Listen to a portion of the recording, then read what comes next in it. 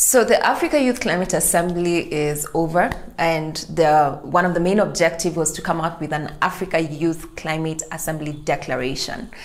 Are you aware of that document? Have you seen it? Have you read it? What exactly is inside of it, and what exactly does it mean for the average young person in Africa? On this episode, we get to break it down for you. My name is Sela Bugonko, CEO and co-founder Jacob's Ladder Africa, and this is Green Jobs Africa. So the Africa Youth Climate Assembly had one major objective in terms of output, besides the conversations and bringing different players into the room to have a conversation, especially young people and stakeholders who are interested in empowering young people to meaningfully engage in the climate space. That was achieved. I was present in the room, and like I shared in a previous episode, it was a fantastic, energetic, and amazing environment to be in, to see what kind of potential we talk about when we say that Africa is truly youthful, but it also has so much potential that just needs the right kind of leadership to channel that potential into the right direction. Now, the outcome of the conversations in the room was summarized in what is called a declaration. This is a summary of the desired output and the roadmap and the interests, the aspirations of the young people from across different countries in Africa that convened in the Africa Youth Climate Assembly. So the outcome of the conversations, as I mentioned earlier, were captured in the Africa Youth Climate Assembly Declaration.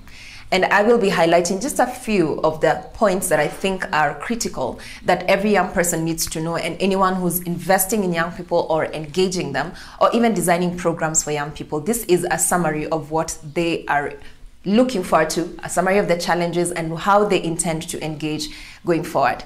The first one was representation. One of the things that we've said in the past is that many young people have previously felt disenfranchised, in the sense that conversations are held and they get to see the output of those conversations, and they're just not either privy to it or they're not consulted. And therefore, in many cases, there's a mismatch between what they think, know, and desire or aspire to, and what has been written or documented in the policies or declarations that have been arrived at in many of these global summits.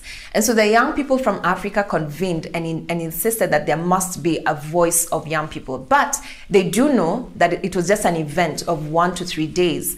But how do you engage moving forward? And that's one of their main points. In fact, the first one on the declaration. They say that they would want a more structured engagement, not just with the Africa Union, which is the main body that convenes all the African member states, but at the global level with the UN and the different organizations that convene, especially in the climate space. And so one of the first requests on the declaration is to have a formal structure that is adopted at the AU that allows a legalized way in which young people can be able to engage at the AU level, and then at the UN level, which is the convener when it comes to the climate change global conversations under the UNFCCC. That was the first request, and it's always been a challenge when it comes to young people, and I think they did entrench themselves in this particular summit by having their own summit and then issuing a declaration to the main summit, which, as I will share later on, it kept on being referred to, that they took their space, they created their own table and insisted that they want to be able to be factored in the conversations that were happening at the main summit. So the first one is representation. The second one is funding. Like I mentioned, one of the major challenges that is plaguing young people is the issue of funding. For many of them that have brilliant ideas, they do not know where to turn to, who to turn to, and when they do get funding, it always comes often at a very high interest rate, which bars many of them from being able to meaningfully or actively participate in creating or generating ideas and products that contribute to decarbonization. And so they were riding on the proposal of a global green bank that allows young people to borrow from this particular bank in a way using instruments that are structured to decarbonize, which means that they have lower interest rates and other terms that are more friendly to enable sustainable development that is more focused towards adaptation or mitigation. And I think it's a brilliant idea because, as I will share in subsequent episodes, funding seems to be a major issue. As you will remember, in one of the last episodes that we shared, the current conversation around climate is heavily centered on the issue of financing. And I will run you through why that is in the next episode when we begin speaking about the Africa Climate Summit and why that was a major central piece, not just in the objectives, but also in the declaration and in the way forward. But back to young people, the issue is, can we be at the table when we're discussing about the restructuring of the global financial structure and infrastructure?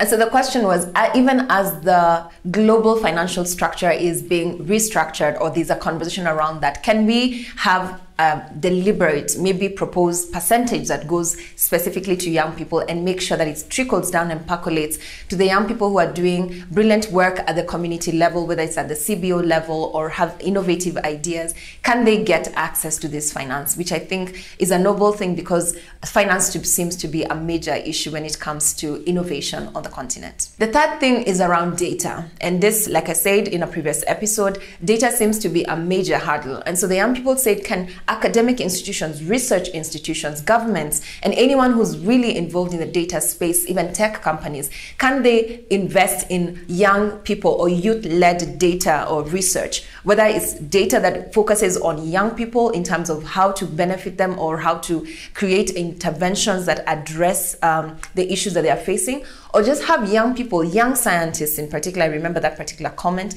Can we involve many of these young scientists on the continent to play a role when it comes to either data collection or data analysis or data synthesization that makes the production of information that can be used for decision making or for policy writing or any other material that would need to be created?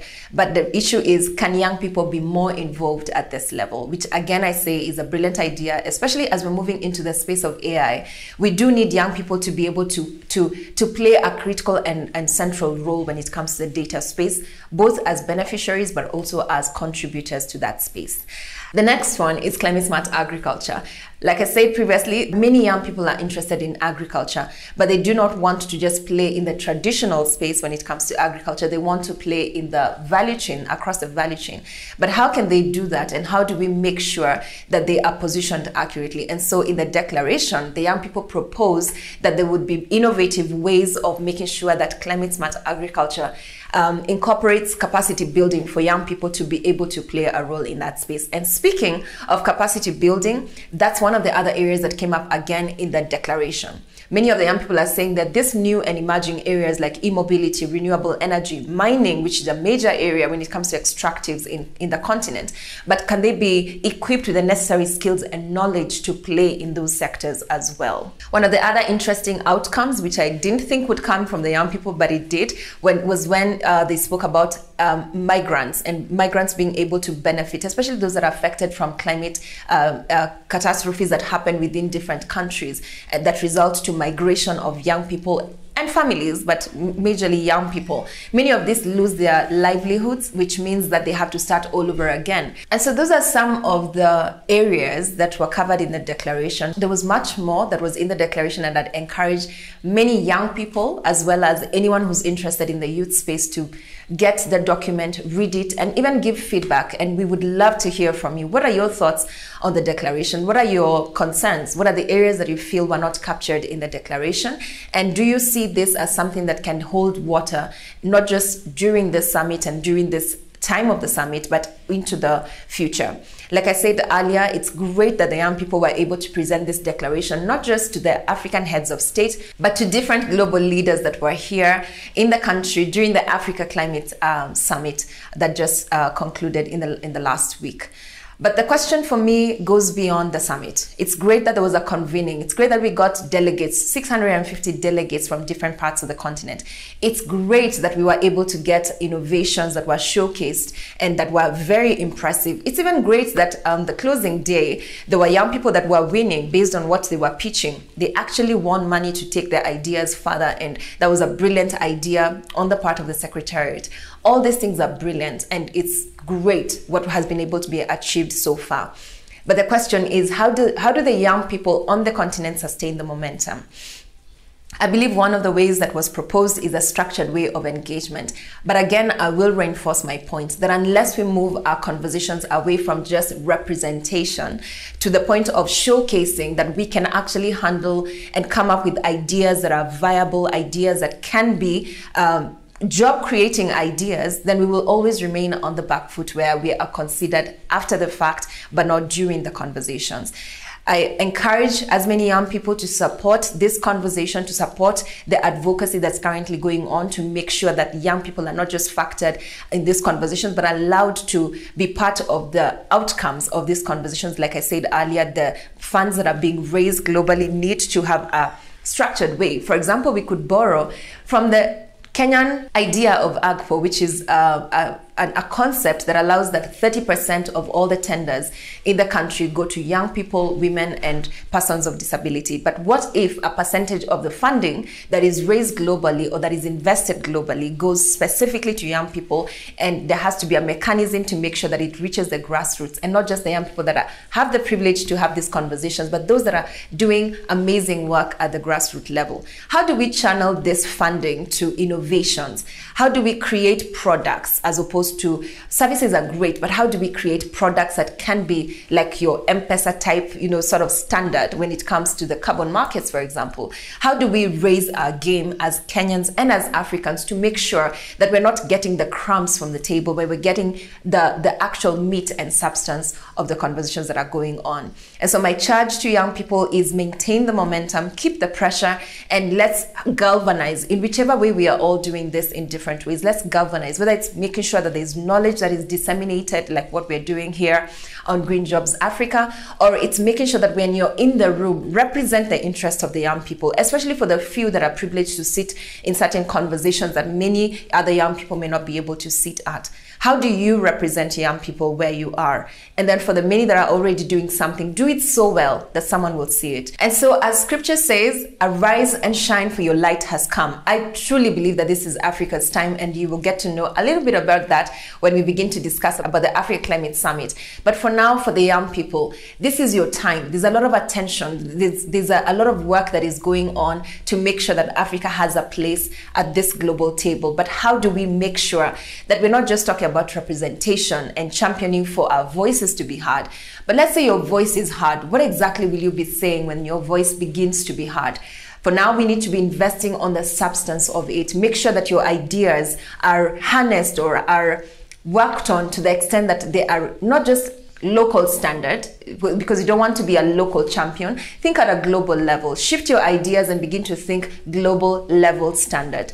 Can your idea be a reference point when it comes to the global standards? That's what we should be aiming for. And so from me here, I'm excited about what young people are doing. We will continue to do what we are doing as Jacob's Ladder Africa, championing for green jobs, and there are many avenues that are opening up for that, not just in terms of championing, but actually translating from word to deed, creating jobs for young people. And so for the many young people, make sure that you're thinking at a global standard and not just being a local champion. We start local, but we think global. If you do have comments, like I said earlier, please do share your views, your comments, your aspirations. Were they captured in the declaration? Do you feel represented? And if there's something that is missing, make sure it's heard on our comment section below. My name is Stella Bogonko, co-founder and CEO Jacob's Ladder Africa, and this is Green Jobs Africa.